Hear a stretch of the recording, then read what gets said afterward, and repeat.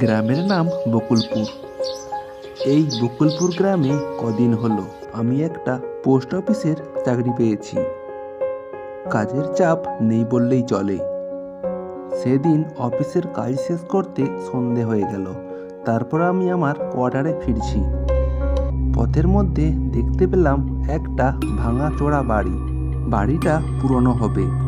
বাড়িটা দেখে বোঝাই যাচ্ছে জমিদার আমলের বাড়ি। বাড়িটা গ্রামের এক কোণে। সচরাচর এদিকে কেউ আসে না। আমি পাশ কাটিয়ে আমার কোয়ার্টারে ফিরলাম।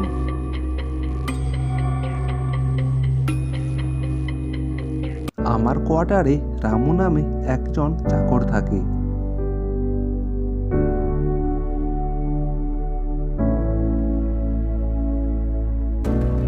রাতে খাওয়া দাওয়ার পর সেদিন রাতে আমার আর কিছুতেই ঘুম আসছিল না।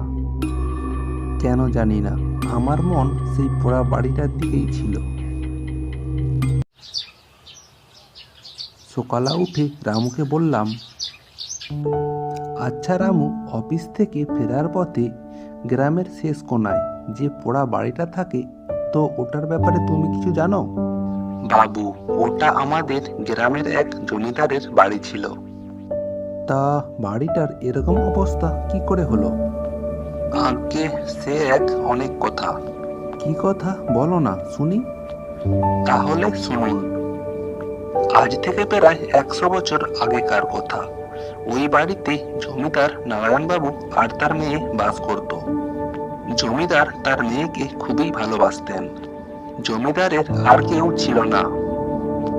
তারা খুব সুখে শান্তিতেই দিন কাটাচ্ছিল। হঠাৎ একদিন এক সাধু সেখানে এলো। সাধুটি খুবই দুষ্ট ছিল। আমি আপনাদের বাড়িতে কদিনের জন্য থাকতে চাই। হ্যাঁ, তা বেশ, থাকুন না, কোনো অসুবিধা নেই। সাধুটি সেখানে কদিনের জন্য থাকতে লাগলো।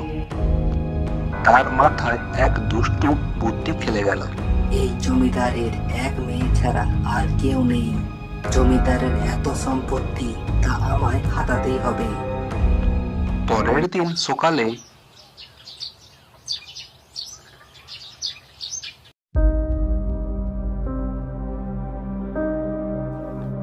আমি আপনাদের বাড়িতে কদিন হলো আছি, তা আপনি ভালো মানুষ, কিন্তু আপনার সম্মুখে যে বিপদ ঘনিয়ে আছে। আমার বিপদ? তা কি বিপদ? না না, আপনি শুনে খুবই আঘাত পাবেন। না, বলুন না, আমি যথাসাধ্য চেষ্টা করব তা থেকে বাঁচার জন্য। তাহলে শুনুন, আপনার মেয়ে, সে খুবই অলক্ষণে। ওর মধ্যে দুষ্টু আত্মা বিরাজ করছে। যে কোনো মুহূর্তেই আপনার জমিদারি লাটে উঠবে। গ্রামে মহামারী লেগে যাবে। গ্রামের পর গ্রাম মৃত্যু মিছিল হবে। আপনার মৃত্যু আসন্ন। কি বলছেন? এ হতে পারে না। হ্যাঁ, এটাই সত্যি। না না, এ হতে পারে না। আপনি সব কি ভুলভাল বলছেন। আমি বলছি, এই মেয়েকে আপনি দূর করে দিন, বনবাসে পাঠিয়ে দিন। না, এসব বলবেন না। ও আমার নয়নের মণি, ও আমার প্রাণ। ও ছাড়া আমার আর কেউ নেই। আমি ওকে ছাড়া থাকতে পারবো না। ওকে আমি বনবাসে পাঠাতে পারবো না। মেয়েকে আপনি বনবাসে পাঠাতে পারবেন না? তাহলে শুনুন, আপনার জমিদারি তাহলে লাটে উঠবে। আপনার মৃত্যু আসন্ন। আর আমি থাকতে এসব কিছুতেই হতে দেব না। দেখুন, এসব কুকথা আপনি বলবেন না। আমি কথা বলবো না? আমি আপনার ভবিষ্যৎ দেখতে পাচ্ছি। আর হ্যাঁ, এটাই হবে। আপনার মেয়েকে যদি আপনি বনবাসে পাঠাতে না চান, তাহলে আমি আপনার ঘর থেকে চলে যাচ্ছি। তবে হ্যাঁ, আমি আপনার শেষ দিকে ছাড়ব। জমিদার বাবু একটু হলেও দমে গেছেন। ওনার চেহারা দেখে বুঝতে পারছি আরো ওনাকে বিপদে ফেলতেই হবে। আর এর সমস্ত সম্পত্তি আমায় হাতাতেই হবে। সাধুটি গ্রামে গিয়ে গ্রামের মানুষদেরকে বিদ্রোহে লাগিয়ে দিল জমিদারের বিরুদ্ধে। যে তার মেয়ে একটি অপয়া, যে তার মেয়ের জন্য পুরো গ্রাম ধূলিসাৎ হয়ে যাবে, মহামারী লেগে যাবে। জমিদার বাবু তাতেও কোনো মতেই তার মেয়েকে বনবাসে পাঠাতে রাজি হলেন না। গ্রামের মানুষদের নিয়ে সাধুটি জমিদার বাবু ও তার মেয়েকে গাছের মধ্যে বেঁধে আগুন লাগিয়ে জ্যান্ত পুড়িয়ে মারল। এরপর সাধুটি সেই বাড়িতে এলেন।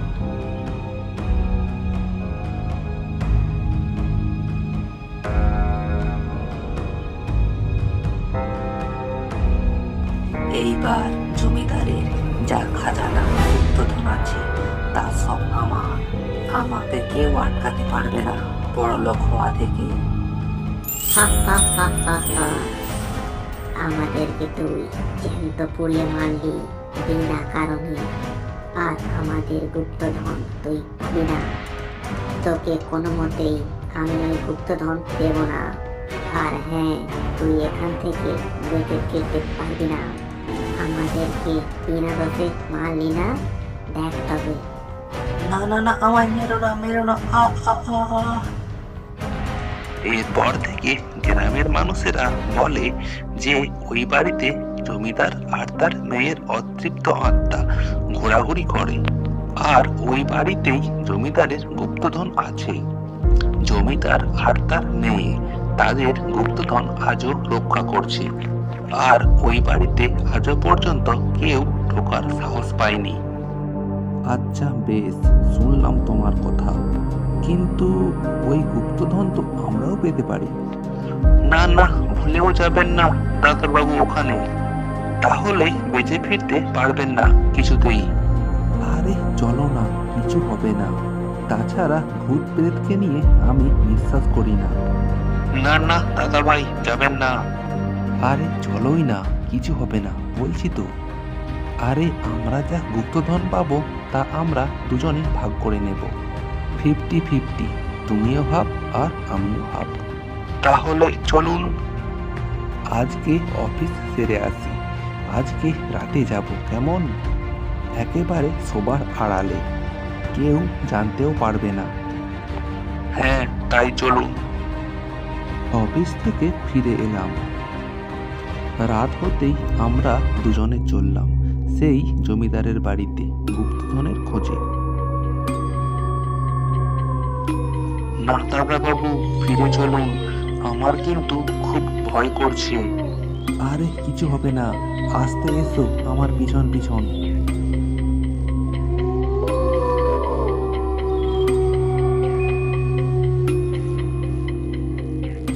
এই তো মনে হচ্ছে সিন্ধুক পেয়ে গেছি। কে রে তোরা? আমরা আমরা মানে? আমরা মানে তোরা গুপ্তধন খুঁজতে আসছিস না? আজও পর্যন্ত এই বাড়িতে কেউ ঢোকার সাহস পায়নি। এই গ্রামের মানুষেরা আমাদেরকে জ্যান্ত পুড়িয়ে মেরেছিল না, তাও আবার বিনা কারণে। আর সেই তোরা গুপ্তধন পেতে আসছিস? তোরা এখান থেকে বেঁচে ফিরতে পারবি না। আমরা দুজনে পালিয়ে আসতে লাগলাম। রামুকে ধরলো আর তাকে মেরে ফেললো। আমি সেখান থেকে পালিয়ে গেলাম। আমি সেই যাত্রায় বেঁচে গেলাম। বেচারা রামু ওই ভূতেদের হাতে মারা গেল, তাও আবার আমার জন্য। আর আমরা গুপ্তধন পেলাম না। খুব খারাপ লেগেছিল সেদিনের ঘটনায়। রামুর স্ত্রী ও একটি ছেলে আছে, ওদের সংসারের দায়িত্ব এখন আমারই হাতে।